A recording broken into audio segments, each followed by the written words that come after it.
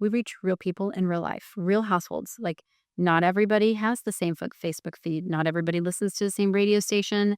Not everybody drives down the same roads, but every person has a mailbox. And so that's where we're going to reach people.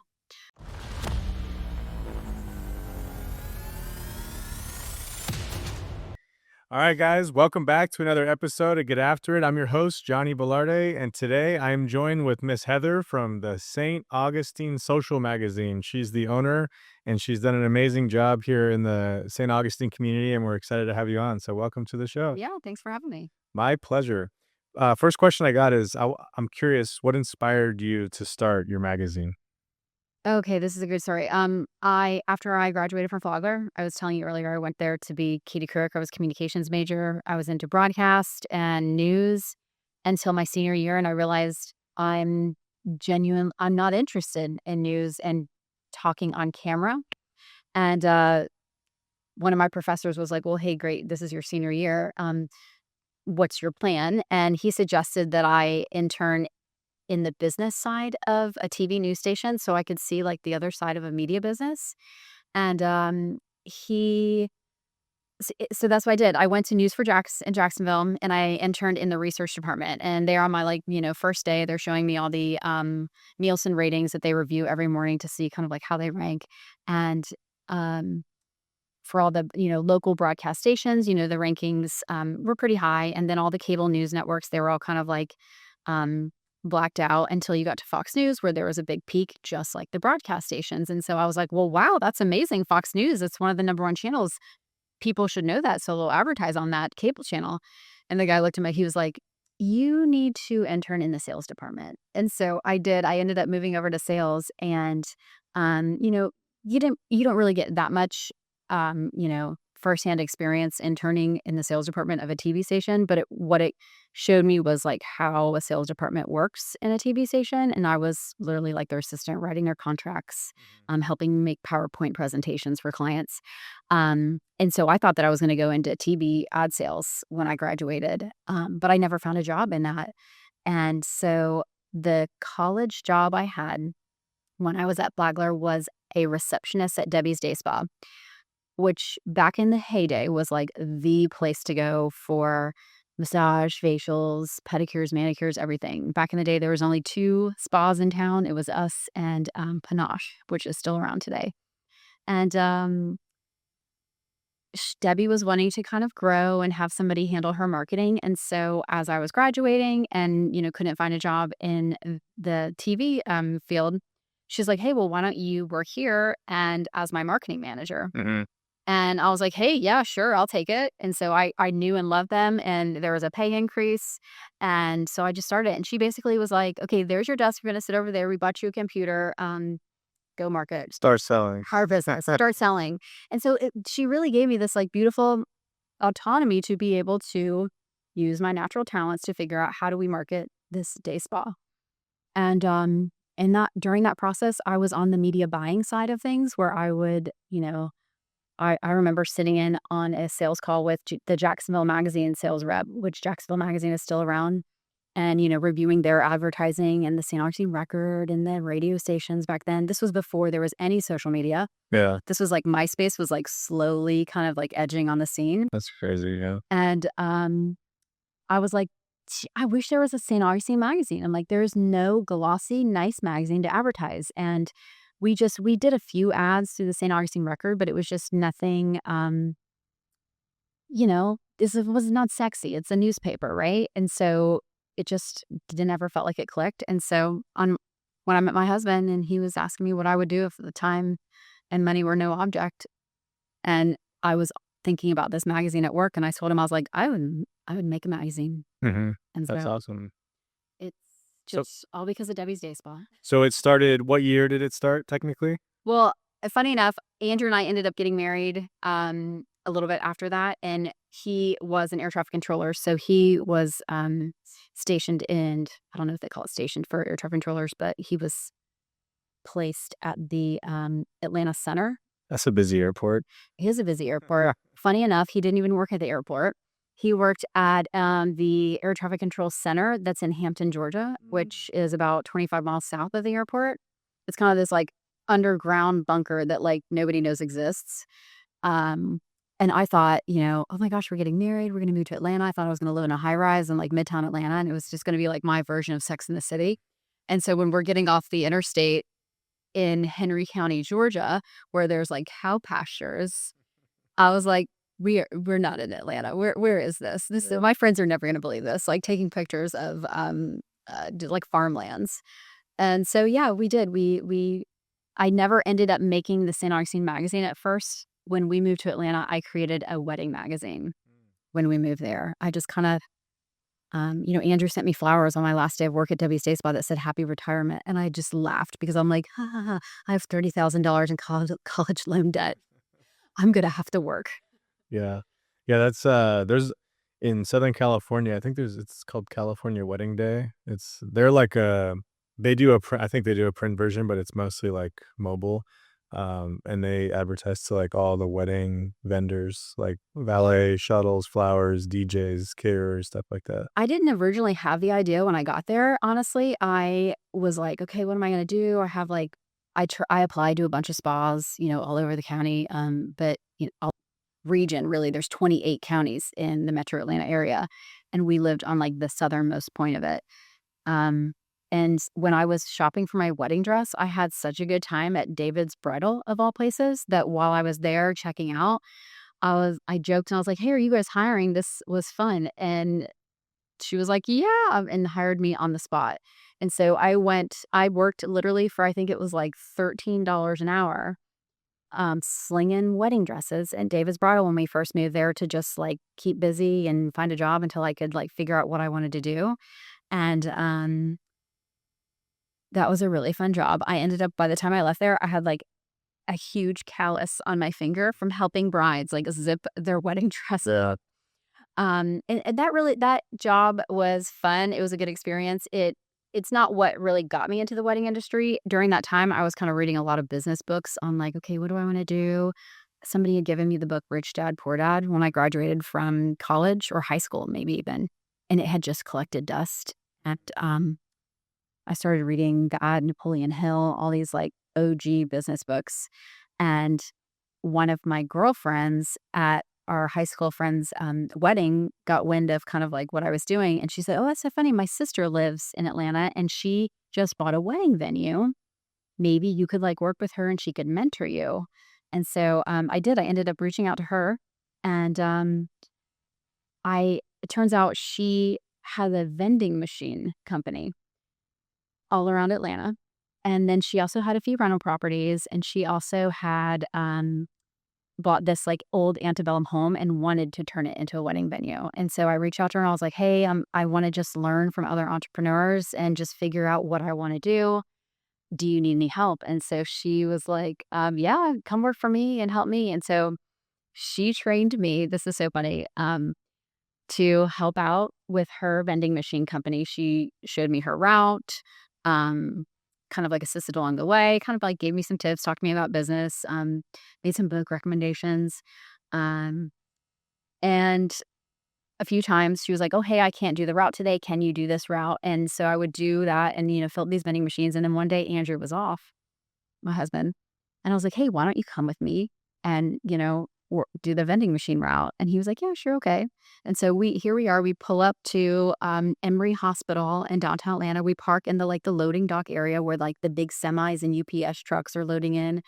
And here I am in my little like Honda Accord, unloading all this like pastries and snacks onto the loading dock.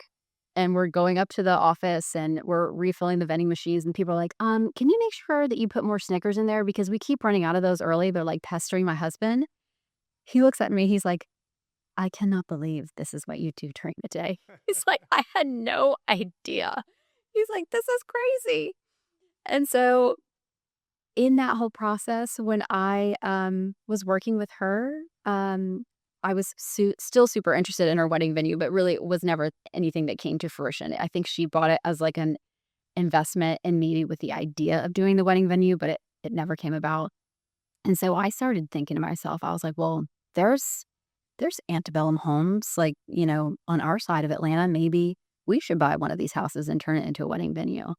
And it was that process that turned me on to how do wedding businesses reach brides Mhm. and everybody else to fill their books, right? So if I own a wedding venue, where am I going to advertise this venue and how am I going to fill spaces Monday through Friday as well?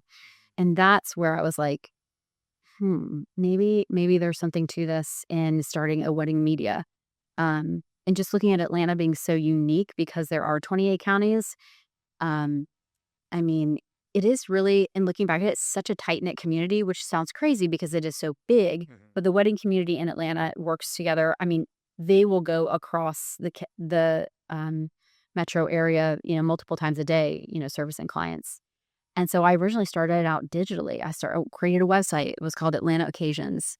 And it was just all about this, kind of like when blogging was big. It wasn't necessarily a blog, but it was kind of like a directory of, wedding businesses in the market.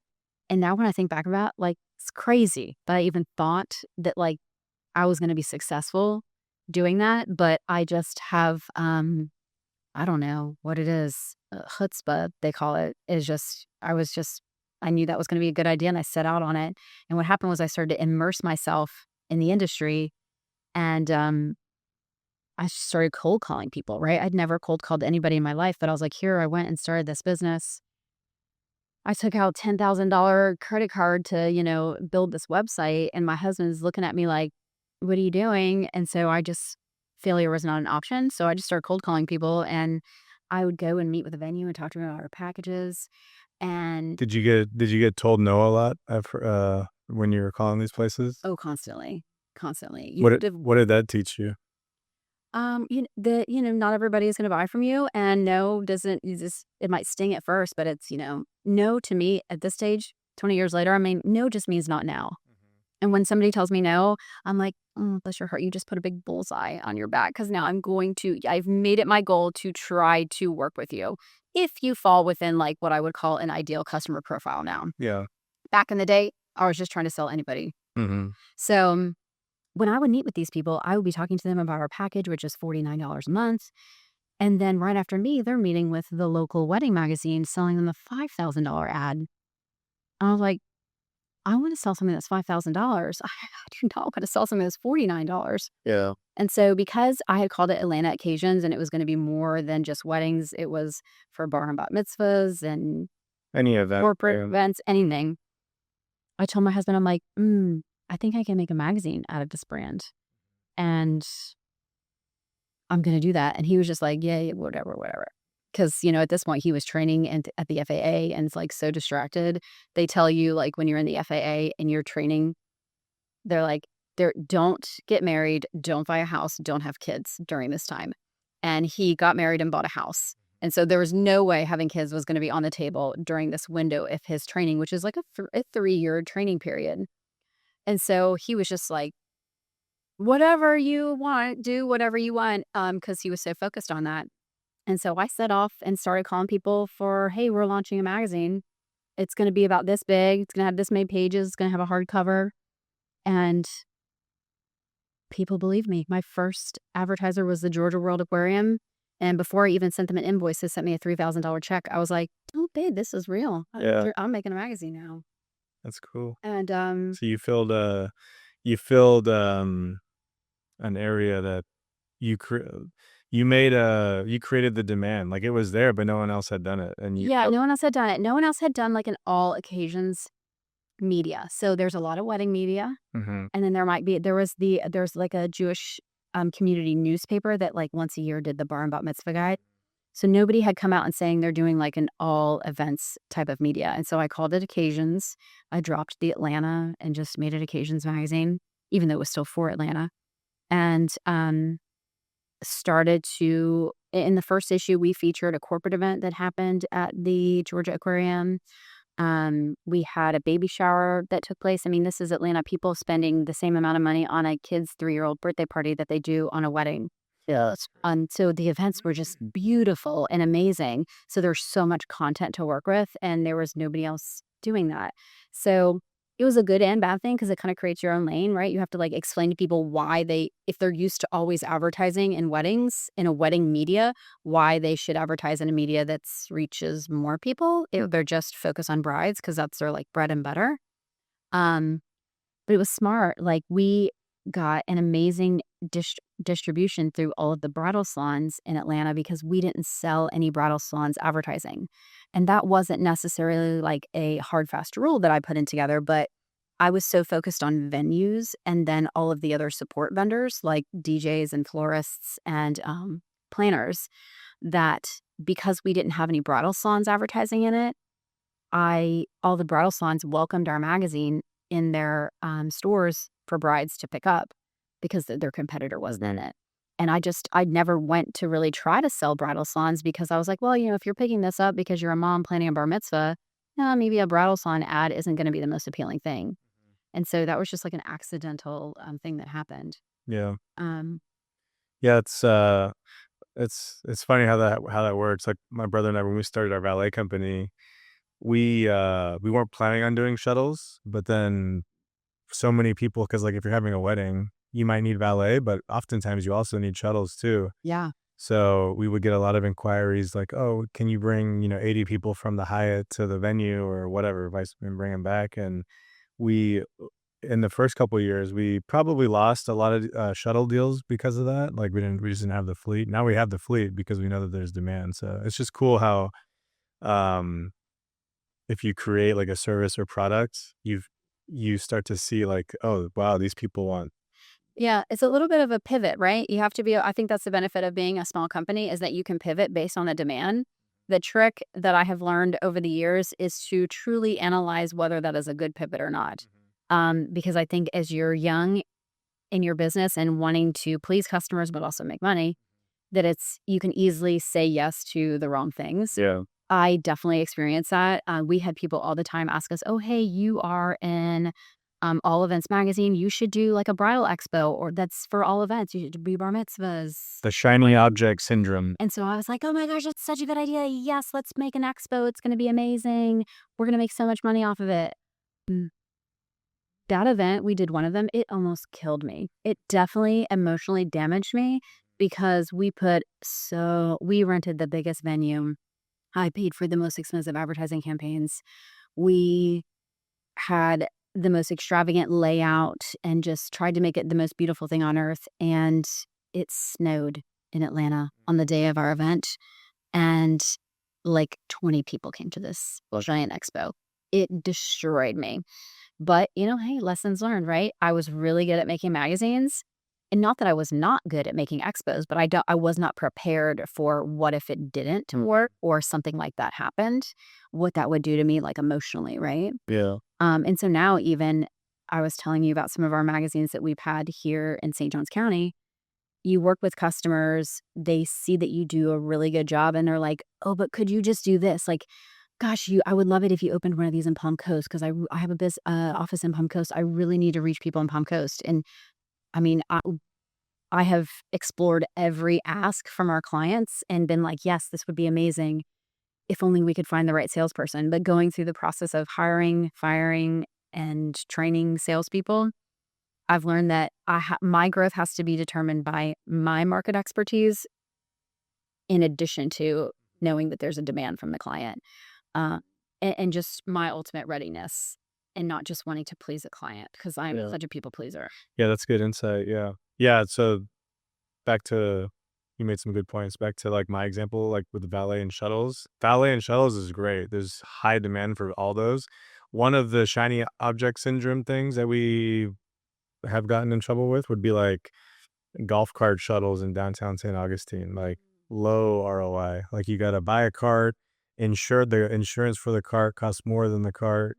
Then you gotta pay people, the roads are all bumpy, it's like so, like, You stuff gotta like hope that. somebody doesn't drive it off the curb, buy Yeah, a cart with so somebody else, and yeah, like, perfect example. So for anyone listening, yeah. if you're in business and you will get distracted, just try to stay in your lane and stick to what you're good at. That is the hardest thing, honestly. My husband is a huge advocate. He's always like, "Not all money is good money." Repeat, "Not all money is good money." And being a salesperson, I'm just like, "Yes, it is. It's great money. I can sell that. Just let me go sell that."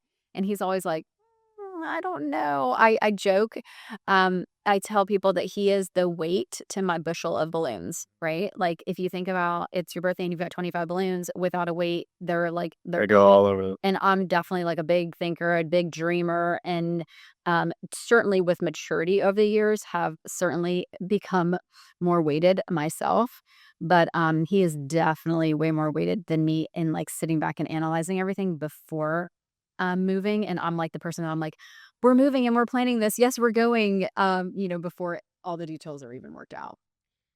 What does it take to build a publication that people trust and, like, wanna be featured in? Because, like, with all the, I don't know if your magazine, relates to this necessarily, but, like, with the big media, like CNN and Fox, and, like, I just feel like everyone's so, like, one side, and, like, different companies will just stick to, like, different does that happen with your magazine, or is that more of like a big brand type of It definitely happens in certain cases. I think what consistency, doing what you say you're going to do is a really big thing, and just doing it over and over and over and over and over again allows people who are builds trust? not sure about you to know that okay, you're serious at this because let's face it, the barrier to entry to get into the magazine publishing business is super low. Mhm. Anyone can design something on Canva now, right? You don't even have to know the Adobe products. You can go on Canva and design something. You can hire a designer for a low cost. I paid the first graphic designer that ever designed one of our magazines $3,000. I sat next to her during the entire design process and watched what she did. And then the next issue, I was like, I got it. I can lay it out myself. And that's really how I became like a good graphic designer, was just watching and mimicking. Because I mean, I didn't go to Pagler for graphic design, but now I am the lead designer at our company because I've just been practicing for so many years. But you can design it, you can charm any business owner and say you are going to print 50,000 copies of this magazine, whether you are or are not going to. And then you can have them printed at Staples sometimes, or you can go on the internet and do like their businesses advertise all the time for low run magazines. Make your own magazine, print 1,000 of them. Well, that's great. And so it comes out and it feels good. And it's like, wow, this is a great magazine. Meanwhile, 1,000 or less people saw it. And when you are trying, the main revenue source for magazines is advertising. It is not subscriptions. The internet really ruined the subscription model. Yeah. Um, so in my industry, with advertising being the biggest source of the only source of revenue, you have to do what you say you're going to do. If you tell somebody, I'm going to help you reach 10,000 people, these are the type of people, you have to do that. Um, and back it up. And there are many, many people or many business owners that don't understand how important that is because they might think, well, of course they say that they're going to do that, but not understand that if you're a publisher and you don't sell as many ads as you thought you were going to, the first place you're going to cut is the number of magazines you actually print. It happens time and time and time again. And so for us, we're just like, this is our only source of revenue. Like this is our income, especially when my husband left the FAA and we went kind of like, we call it going indie, right? We have to be good and we have to be trustworthy. And so we started giving people our copy of our postage receipts to show them, hey, we said that we mailed 50,000 magazines this month. Here's the receipt that says we mailed, 51,348 and we dropped them at the US Postal Service. And sometimes when I send that to an advertiser, they'll respond to be like, this is too expensive. This is my invoice. And I'm like, no, this is not your invoice. This is my invoice. This is what I paid in postage to put your ad in every single mailbox. Yeah. And they're like, oh, phew, okay. Um, and so, yeah, it's a challenging business to be in, but you have to, yeah. So reputation for most businesses, reputation is, I mean, it's everything, but especially for a magazine, Especially, and I'm swimming against the current still because again, I don't get to meet everybody, right? I'm not out there. I have a sales team that's out there. I've got, graphic designers and editors of the writers. And so, but my product touches everybody. And so if you pick up a product that like feels little bit lighter weight or a magazine that feels a little bit heavier weight, but you have no idea how many were produced, you're going to think that the one with a heavier paper is the bigger, better, more successful magazine. This happened years ago. And when we ultimately decided that we were going to start a magazine in St. Augustine, my husband had transferred from the Atlanta airport to Jacksonville Tower. Mhm. We had always like wanted to come back to St. Augustine. I was pregnant at the time, and we joke that like, God parted the Red Sea to make it so that we could come to Jacksonville. Um, what actually was happening was just Jacksonville was like a really not so great work environment. There were a lot of people, controllers transferring out of the tower, trying to move to higher paying facilities. But because Andrew came from a top paying facility, he came in as the new guy, making more money than anybody else. And, but having to work like a ton of overtime hours. And it just was not a good culture there.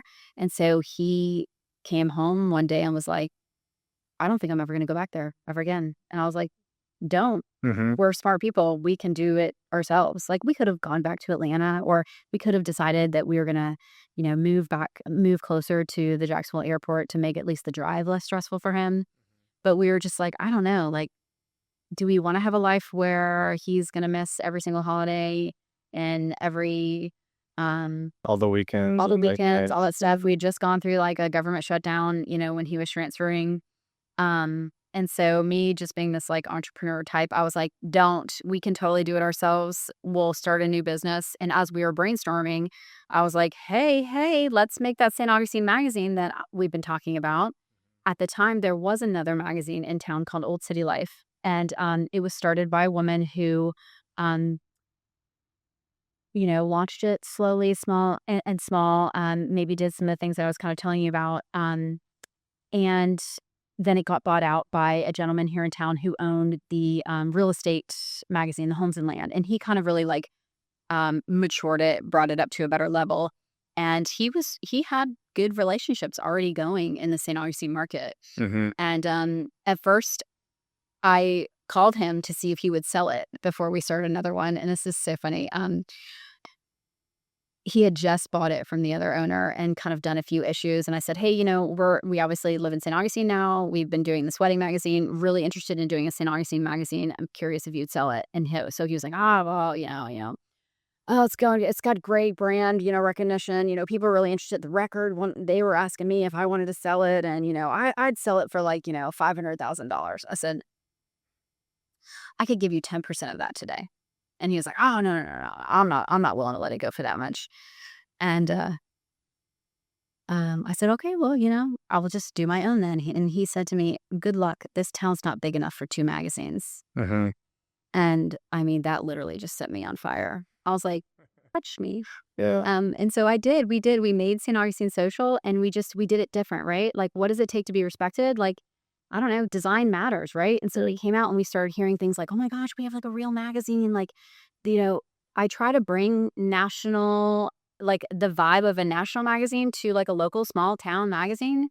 I try to make the stories like actually good and It's a small town, but it's like the number 1 most charming city in the right, world, right. so it's So like like, why can't we act like Vogue in our little city? And so I just, the content has to be good.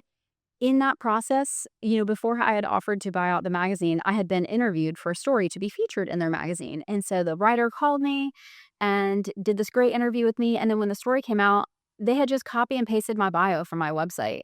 And I was like, oh my gosh. And I think that just opened up my mind to be like, okay, there's opportunity here. I can definitely do this Yeah. better. I can design it better. I can, put it in the right places. I can attract a better audience. I know I'm good at this. And so we did. We set out. And then ultimately, years later, I did end up buying Old City Life out from the gentleman who had been running it kind of like side by side from us. So now you have St. Augustine Social and then the Homes and Land one too? Or that's No, different? so we did not buy Homes and Land. Oh, Homes and Land still continued to be run by him. It was Old City Life that it Old was City. called. Okay. And what we did is we just closed down Old City Life and then merged the 2 magazines together Got it. because it just didn't make sense to have 2 competing magazines in You this. basically got their, like, contacts and just Yeah. put it yeah, okay. One of the greatest things I got from that deal was the sales rep that had worked from him, Diana Garber. She's been with us ever since. And She's been great, and, obviously, it made it easier for the advertisers to talk about, like, sides, right? There was definitely, like, a team Old City Life, group of advertisers and a team St. Augustine Social group, and so we just worked to merge the 2 and let them know, like, "Hey, it's no sides, we're here to represent the city in the best way possible and to provide the most meaningful product that you can count on in a print tangible form Mhm. to reach people in Yeah, real life." that's cool. Um, yeah, I've never really I've read a couple magazines, but I've picked up yours, like, every now and then. I think I like Price's Barbershop, and it's just cool to read, like, the what's happening, like, you'll see, like, the new restaurant Saint, like, popping up or whatever, or, you hear about, you just you get to learn about this who runs the businesses Yeah. in the city, and it's really I try to do everything I can to, I'm just a very curious person, right? Like, I wanna know about people. Have no problem striking up a conversation with somebody in the grocery line. My husband's always like, "Shh." Uh, and so I just use that to fuel, like, story ideas, and I just think that, like, you know, the less strangers we have, the more people are nicer to each other, right? And so, that's just kind of what I do. I feel like, if I can take what my little bit of curiosity and share it with everybody else, then maybe it helps the world go around a little bit. so your husband quit the air traffic control, so do you guys both run it together now full time? Yeah, Nice, we do. that's cool, yeah. Yeah. In fact, when we bought Old City Life and we were sitting in, actually, I had to be out of town when we actually did the closing, and so my husband was there and, signing all the papers, and my husband was like, "Man, dumbest thing you could have ever done was say to her, 'This magazine's big en this town's not big enough for 2 magazines.'" He's like, "Why did you do that?" Yeah. Yeah, if it's said to the right type of person, it definitely lights a fire. I Yeah. remember when I was in high school, like, one of my friends, told me, well, we weren't friends at the time, we're cool now, but he was like, "Good luck in the Marines if you even make it." So, I, You're like, "Watch me." yeah, now I have to prove you wrong type of deal, yeah. Yeah, sometimes my husband will do that to me. He's like, "This is never gonna work." I joked to him, I'm like, "If you die before me, I am going to put on your headstone, in quotes, 'This is never gonna work.'"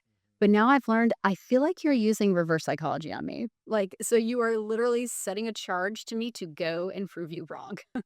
Yeah. What's been, like, what would you say the biggest setback was? I know you mentioned the expo, that sounded pretty rough, but, like, anything else that you happened and overcame it and it made you Yeah, I mean, stronger? honestly, people. I love people. I'm really good at making other people feel comfortable. It's a great skill in sales and interviewing. I can relate to a complete stranger. That is not a good feature to have when you are the boss, right? And so managing employees, I love my team. I try to make it the coolest, funnest environment. But when it comes to accountability and, like, warnings and, "Oh, you're not doing your job well. Oh, I'm gonna have to let you go." That is such a painful process for me, and I don't do well in mentoring adults. Mentoring adults that I have gone through the process of hiring who have said, "Hey, I'm really good at this. I could totally sell this product." And then once you get in and you're training them and you're teaching them, and they're not picking it up as fast as maybe I believed that they would, or they're not executing your systems and procedures the way that you've intended, or they're not selling the product the way they're supposed to. They're doing it in a way that just gets them the fastest sale. I become enraged. And I'm like, but I internalize all of that, right? I don't put that out on anybody. Because again, I want this to be a cool, fun work environment. I just internalize so much of that. And so my biggest hurdle to growth has been not being able or not prioritizing training or maybe hiring the wrong people just based off like, hey, I click with you personality wise, not recognizing that, hey, Heather, you're really good at clicking with nearly anyone. So um maybe you should not be the one doing the interview process. Yeah. And that has been a big pill for me to swallow because I like to be good at things and I like to get better. I want to go to the gym and get stronger and train. Um and not say, oh, I'm not good at that. But in business, I think it's important to at some point recognize what you are good at and what you're not, and then delegate. For sure. Yeah. And so that's probably been my biggest hurdle is just not being able to build the team that I need to be able to execute the ideas in my head. Sounds like you need a really good ops person, somebody that, Honest. yeah, somebody that's good with laying down the law and instructions. Who's like a really good team, like inspiring person. Like I love to inspire people and I talk about ideas and everything, but I struggle with the like you can lead a horse to water, but you can't make them drink. And that like I'm inspiring you. I see so much potential in you. Why are you not doing it? Right. That's where I just You're like me. You're visionary in sales. Sounds like, and then my brother, he's my business partner. He's more of like operations and making everything work. Because like Katie and I, my sales manager, will book all the deals, and then he schedules them and talks to everyone, and gets creative with the schedule and yeah. does all the stuff that I don't like to do. So I have this like two-sided brain where it's like very creative and artsy on one side, but it is also very like organized project management on the other side. And I love the project management side. I love the artsy creative side,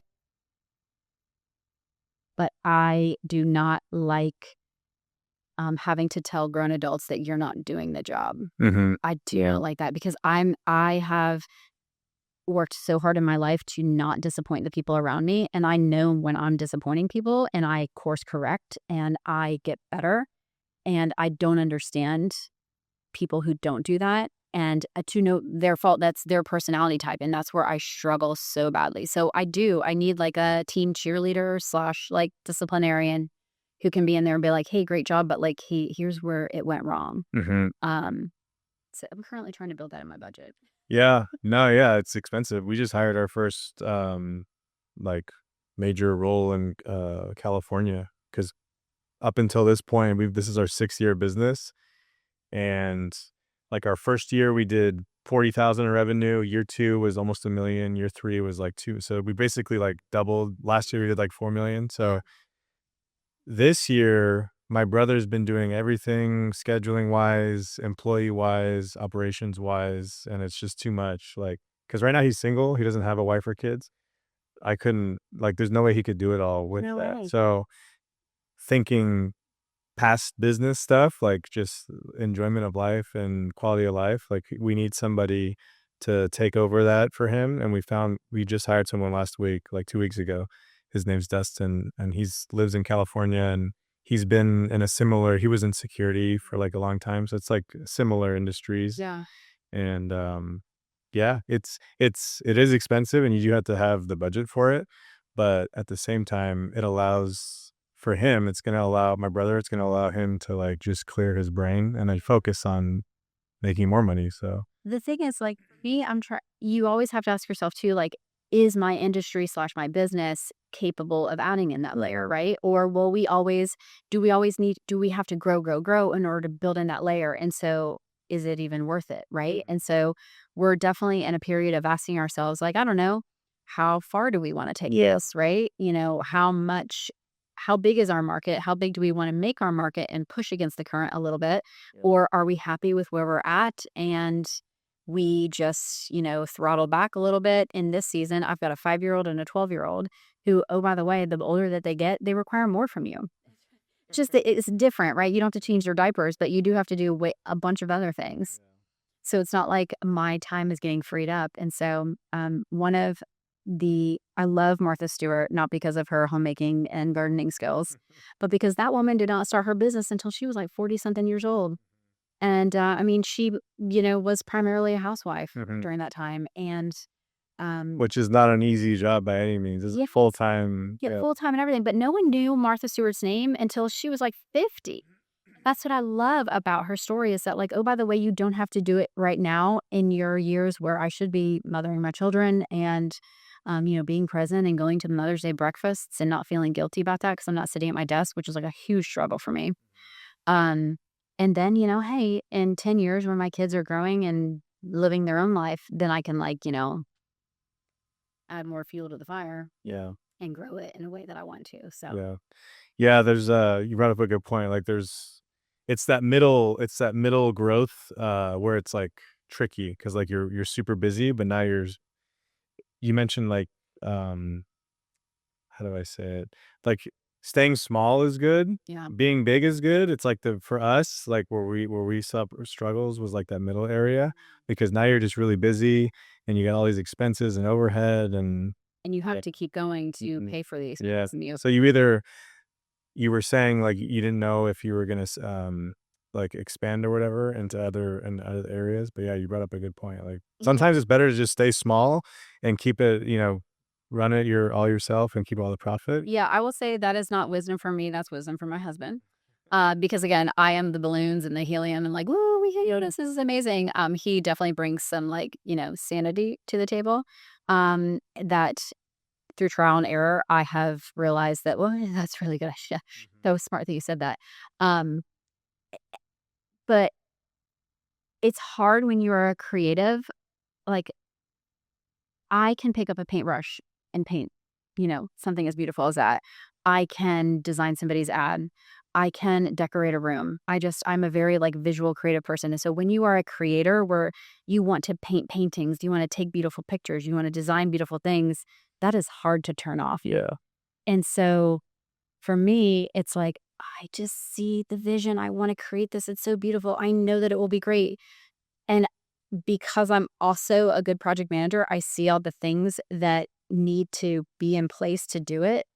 It's the execution of all those things, and is the juice worth the squeeze? That is where I, have to sit back and evaluate. And like, right now in this very moment, we're going through the process of taking the 2 magazines that we have and consolidating them to 1 because the one magazine that reaches the northern market of the county, the juice is not worth the squeeze for us. And it pushes, and it's hard to accept that and to make a change. Um, because, there is a little bit of PR, like, what are people gonna think? But to me, I'm like, if I'm choosing to make that change, I'm fine with it. I don't care what people think because I'm the smart one and I know, what's best for the business versus like, oh, we have to stop producing it because our employees left us or Mhm. something happened in the market, right? Um, but it is, you have to be able to ask yourself, is this spreading my team too thin? If we were not focused on all of these things, would we be better doing it this one thing? And I've had to experiment and do that multiple times over the last 18 years that we've been in business. Yeah. When we had our wedding magazine, everyone loved it. It was great. I remember going to this bridal conference down in Palm Beach, and I was sitting across the table from Sylvia Weinstock, the like famous cake maker, and she was like, "Oh my gosh, this is amazing! You should have these in other markets." And I was like, "You're right." I went back to my hotel room and bought occasionsonline.com. I'm gonna have this in every city. And we did. We hired a sales rep in South Florida and we shipped magazines to every single bookstore and bridal salon in 11 cities. Um, but I was not making any more money. He just had more expenses. Spinning more wheels. He was spinning more wheels. And I'm like, and I had more stress because I was like, oh, it was just like, I don't know. I don't think this is best. And so right around the time I got pregnant and we ultimately decided that we wanted to live closer to our family and going through the process of my husband leaving the FAA and then us starting St. Augustine Social, I just ultimately grew out of weddings and just took what we had built and sold that to another publisher who had a bigger team and the wherewithal to be able to take our vision and run with it.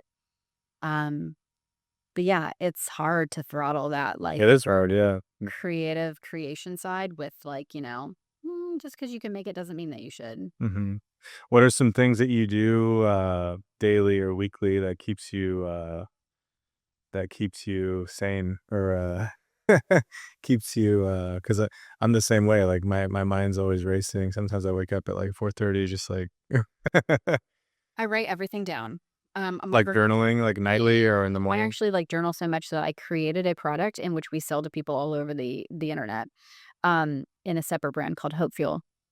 I'll tell you about that in a second. I write everything down because I am really bad at storing a lot of information in my mind. I know that, like, once it's in, if it's not written on paper, it's out, and it'll be 3 weeks before I remember it, and that helps me in just, like, being able to let go of that thought and get it on paper and then come back to it at that time. Mhm. I'm really big on, like, small goals. Like, I have big goals, and I'm gonna chunk them down on a quarterly basis. I'm gonna chunk it down on a monthly basis, and then to a weekly and a daily basis.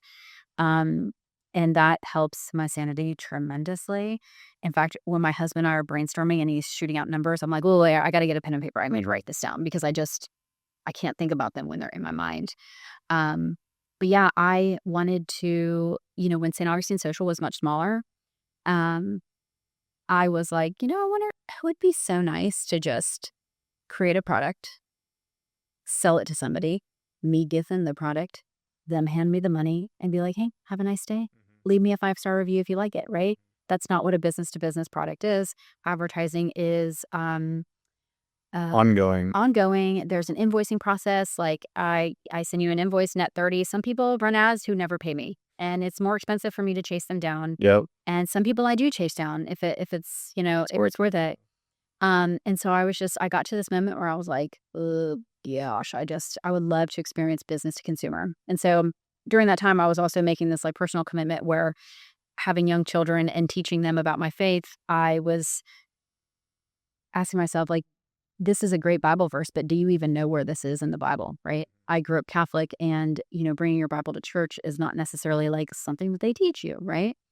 And so, whereas my husband, an evangelical Christian, when we went to church together for the first time, he asked me, he was like, "Oh, hey, did you remember your Bible?" And I was like, and what was I supposed to bring it? And so as a young mother wanting to like have more confidence in my faith, I was like, I'm going to read the Bible. This is my goal. And because I'm the type of person that has to write things down to absorb it and remember it, I was like, I want to write down these verses that I'm reading. Mm. And so I created a daily to-do list for myself, where the top half of the page was a place to write scripture, maybe like jot down a little prayer, and then the bottom half was my to-do list for the day. And so I created that. I had it printed and bound at Staples, and I just used that for like a year. And I was telling my friends about it, and it really did tremendously help me read the Bible. Um, in fact, I'm almost nearly through the whole uh, New Testament. I think I have like one more book left before I get to like Revelation. Um, and as I was telling people that I was doing this, like, "Oh my gosh, I want one of those. I want one of those." And so I would like print them out for like cost me $30 each to have it printed and bound at Staples. But I would give them to my friends and family. And so I told Andrew at this moment, I'm like, I feel like I could sell these terrible. Um, what do you think about like us like having these mass produced and finding a supplier in China and going about it?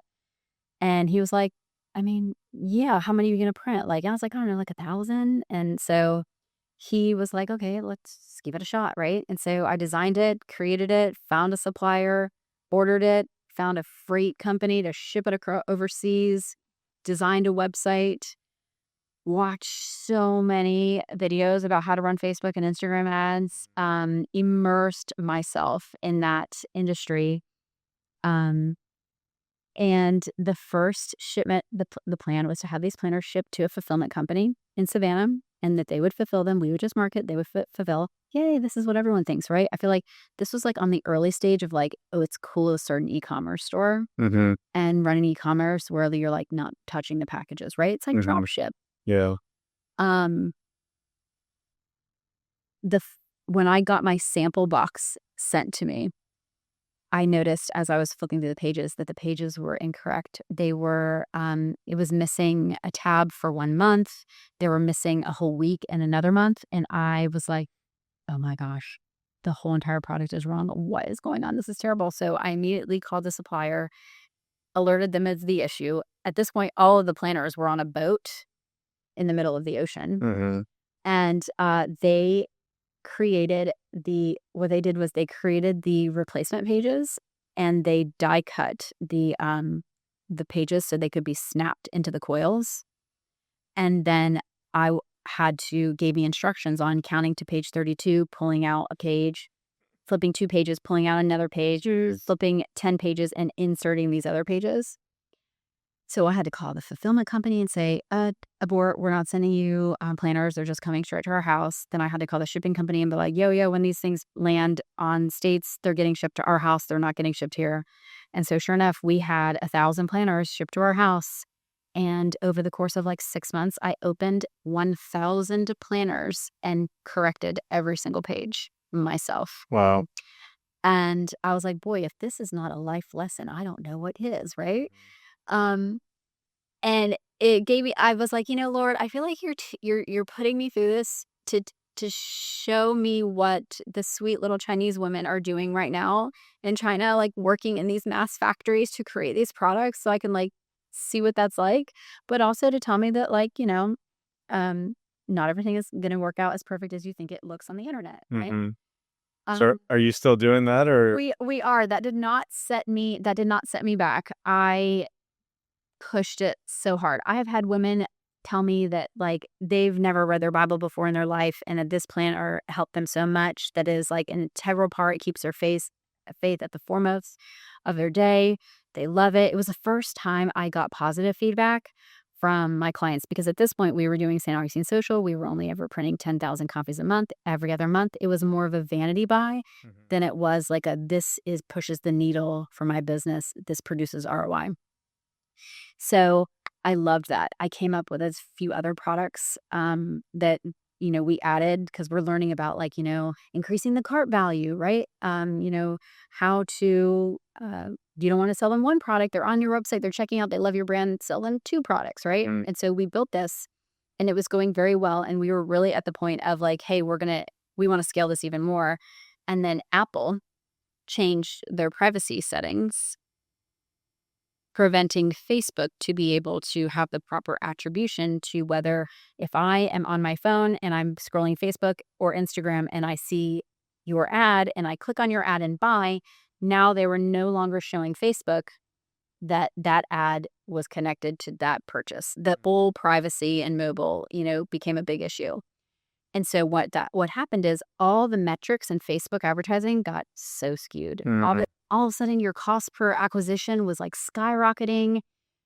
It was saying that you had way less sales for your ad campaigns than you actually did. There were times that we were like, "Oh my gosh, what's going on? This is not working." You turn off the campaign, well then your sales go away. So then you're like, "Okay, well I mean the campaigns are working. It's just Yeah. the data is not talking to each other anymore." Yeah. So that was the first hiccup.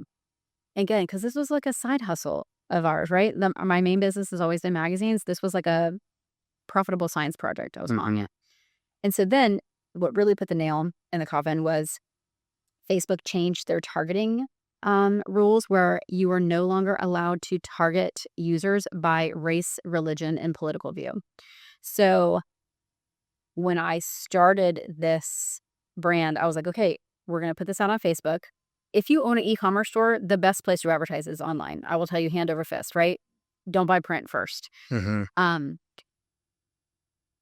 but I was able to build an audience based off of like, a Christian woman, right? She listens to Hillsong United.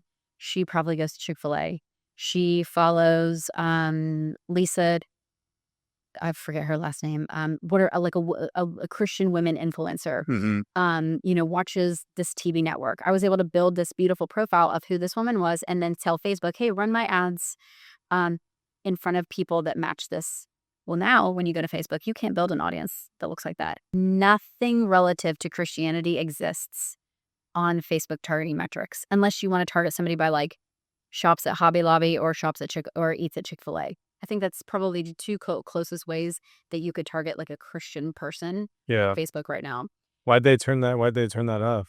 Was it like a government thing or It they just wanted to run your ad more and get more no, clicks? it I think the tumultuous voting season of the 2020 election when Trump first ran and the like push of fake news, people being able to target based off of whether somebody is Republican or Democrat, and even race related really destroyed Facebook and created so much of a divide. So Facebook was like, okay, fine, no more race, no more religion, no more politics. When I don't think necessarily religion necessarily had to be, the victim of that, but ultimately it was. Mhm. So then the targeting and the metrics became so much more challenging Yeah. to identify, okay, how are we reaching new people? Thankfully, by this time, we had a lot of lookalike audiences and repeat customers that we were able to still show our ads to. But the ability to understand them and tweak the campaign based on performance became so much more challenging. And again, side hustle that Andrew and I are kind of experimenting with on the side. became like, I don't know, just too challenging for us to dedicate our time with it. At the same time, the exact same time this was happening, we decided that we were going to take our magazine, which was a bi-monthly magazine, printing 10,000 of them, and now start mailing 35, 45, 50,000 of them a month in 2020. Mhm. And so when we started getting great results from our advertisers was like, "Oh my gosh, this is working so good. I want a bigger ad. Can we reach different parts of the county? What else can I buy from you?" Or at this time, actually, we still stayed bi-monthly. They were like, "Can you make this monthly instead?" Mhm. And so the magazine business then got all of a sudden really, really good. And so we just had to, we were like, okay, we're going to turn off all the ad campaigns and we're just going to fulfill packages that come to us organically. And so still today, to this day, people still buy from us organically. I'm an SEO freak, Right. just knowing, just being in the magazine, like wedding world, and knowing if I was going to have a wedding website, I better show up first on Google. And so I took all that and used that in our e-commerce store. So just today I had a new order come through.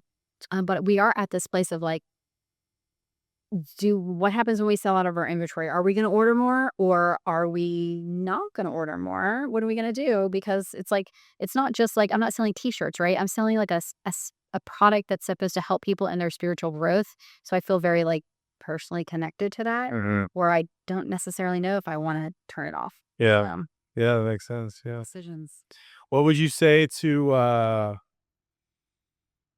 what would you say to somebody that wants to start their own business, but, maybe they're employed full time and they don't know if they should do it? What would you say? Oh, geez. Kinda like how you were your situation.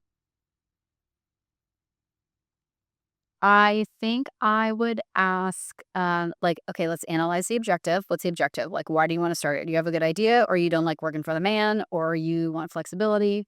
Um, and I think if somebody naturally has the desire to start their own business, you're never gonna like tamp out that fire. You're never gonna put that fire out. I have somebody who works for me right now who he wants to own his own business. That's always been a part of it, and there's always this like headbutting that like him and I will go through because I know ultimately his mind is in another place when maybe it should be in the place, where we are working. Yeah. And so recently, he's actually going to be starting his own business and ultimately leaving our company. And I said to him, I was like, honestly, I really want you to experience how miserable it is to be a business owner. I'm like, it's like being a parent. It's the most miserable and amazing thing you will ever experience in your life, right? Your children are just amazing and they're wonderful, but they keep you up at night and you have fears and you doubt yourself. Are you making the right decisions? I'm like, that's what being a business owner is all about. Mhm. It's literally like having great ideas, but doubting yourself along the way the whole entire time. And you can't talk somebody out of that who has an idea and has that drive. Yeah. Yeah, I think if you wanna do it, you have to I think if you're gonna do it, you gotta just quit and go all in and burn all those ships and, You sink or do. swim. Like, it is a sink or swim scenario of like, "Okay, here you go. Let's do this. We're going for it." Yeah. Because starting slowly as the side hustle certainly has an appeal. However, you'll never fully be in either place, and so it damages the current work that you have, Yeah. and it also hinders the idea that you have to just grow, Yeah, right? you're So just half-assing both things. Yeah. yeah, exactly, and it's just like, "All right, just if you got an idea, just do it. Get out there and start selling yourself." Yeah. Yeah, that's good advice. Alright, I got some rapid fire questions for you. Do you think print is dead? True or false? False. Print is not dead. Is Do I get to explain? No, no. Okay, go. Is, social media is more powerful than print? True or false? It depends on the objective. That one you can explain. It depends on the objective, right? If you are trying to reach somebody immediately right now, I need to get word out. You can go on Facebook and put information out. Facebook may or may not show people your post. They might show 30 people your post. They might show 600 people your post, depending on what the content is. Or you could put money behind it and say, show this to 3,000 people. Um, there is power in that. I think the only other place that you can go and get that type of instant distribution is through radio, right? So there is value in that. However, there are limitations as well. The style of your business matters, right? E-commerce is a great example. Beautiful place to advertise is on Facebook and Instagram because while I'm scrolling, I see that ad. Oh, I like that. I can click, I can read about it, I can add to cart, I can buy, immediately close the transaction right then and there. Mhm. Print will never be able to compare with that. What print does is it for the non-sexy businesses, right? Like you're a title company, not a sexy business, right? A business that is necessary. You're an attorney, not sexy, right? And the content that an attorney would put on Facebook cannot compete with like the content that a wedding cake baker can put on Facebook and Instagram, right? They're going to blow up. They've got beautiful cakes, beautiful design. People just love appreciating beautiful things on social media. Mhm. No one wants to look at a judgment on Instagram. No, no, and they don't wanna hear about, like, "Oh, if you needed a divorce attorney, unfortunately, like, call us, we'll represent you today," right? And so, it does not serve, and Facebook knows that. Facebook only wants to show people what they know people want to see online. So, your content, even though you feel good because 'cause you're posting on your Facebook page every day, Facebook ain't never gonna let anybody show that. So, you have to pay attention to the insights, right? The insights are saying, "Oh, 30 people saw this." Okay. Do you want 30 people to see your ad or do you want 30,000 people to see your ad? And so what print does is it says, okay, I need to get as many people to know about my business in my local community, right? Not a sexy business, it's a business of necessity, right?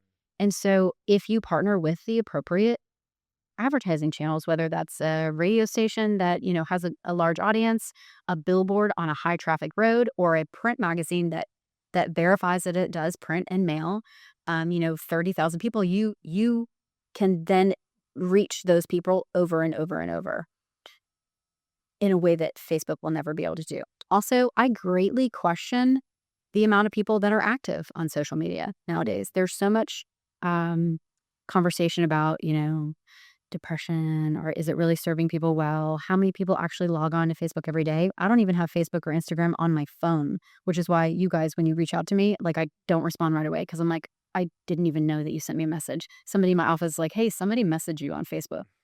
And so then I'm like, that's why I gave you my cell phone. I'm like, just text me because I know as a woman and a mother that I don't need to see a window into other people's world for my mental sanity. So I'm removing the access on my phone so it doesn't distract me from my real life. I know I'm not the only one doing that, but Facebook will never tell you how many active users it has in St. Johns County, Florida. You could never find that information out. It'll tell you in an estimate. If you go and you try to boost a post today that, you need to reach, you want to put out that you're having a sale about your boutique closing, and you say, I'm going to give you $1,000 to spend on this. It'll give you like an approximate view of approximate number of how many people that it can show this post to. Yeah. But because not everybody is an active user, it can't guarantee you those numbers. And so for us, we've been able to find a really nice place in the market where we're saying we reach real people in real life, real households. Like not everybody has the same Facebook feed. Not everybody listens to the same radio station. Not everybody drives down the same roads, but every person has a mailbox. And so that's where we're going to reach people. Um, so yeah, Yeah, that was a good explanation. Thank you. you're welcome. Consistency beats creativity. True or false? True. You have to be consistent more than anything because you can have one beautiful ad, but if you only run it one time, you you only got to see the one person that saw that. And so we live in a very busy world. People need to see your brand like 7 to 15 times, I've heard, in order for them to be like, oh, yes, okay, that's the person. To be able to remember, right? You want brand recall so that, like, hey, when I have a toothache, I know I'm calling XYZ dentist because, oh, I see their name everywhere. Like, I don't have a toothache today, so thanks, dentist. I don't need you. But when I have a toothache, you want them to remember you. Yeah. I say people with print and any type of offline media, even radio, billboard, print, it's brainwashing, right? Marketing is nothing but brainwashing. You're just making people remember your name and getting them to Google you, not what you do. Because if they have to Google what you do, like dentist in St. Augustine, Florida, you're in a rat race with every single other dentist that's on that. So you want them to Google XYZ dentist because they've heard about you before. Yeah. That's great. Yeah, I just posted something on my Instagram story the other day. Was like motivation lasts a month and consistency lasts a century. So like, Yeah. yeah, I think if whatever you're doing, even if you suck at it, like Just just keep doing it. take this podcast for example. Like, it's not by any means like an amazing podcast yet, but like Joe Rogan, when he started his podcast, he was doing like 5 episodes a week for like 10 years, and it just takes time, and It like, does. and then you learn, and you just you get feedback, and you get better, Yeah. and it's like anything, golf, gym, money, faith. It's Yeah. so true. The first magazine I ever made, I hated it. I did not like the feel of the paper. I regretted design choices. I was embarrassed by it. I literally got in the shower and wept, like, "What have I done?" But you just you get better, right? You do the next one a little bit different and a little bit different, and you just get better. And, it's not about, like, just one creative, awesome producing one thing. It's just doing it over and over and over and over again.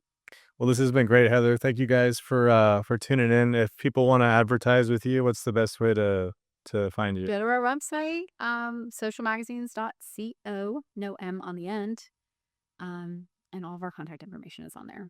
Awesome. Thanks for tuning in, guys. Hope you guys enjoyed this. Please give us a like and a comment, and we'll see you on the next one. Get after it. Peace.